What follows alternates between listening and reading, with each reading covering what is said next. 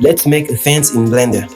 Start up with the cube, scale it on X-axis. Now select this two face and delete it. Duplicate your cube, rotate one by 45 degrees and the other by minus 45 degrees. Apply the scale and select these two edges like this and right click and go to bridge loop edge. Change the number of cut to your liking. Now select your mesh one more time and duplicate it on X-axis.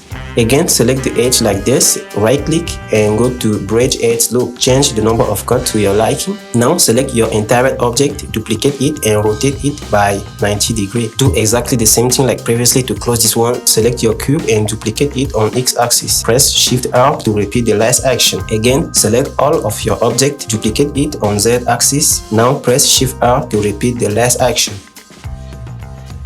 Now apply a nice material and that's it. Thank you so much for watching. I'll catch you in my next tutorial.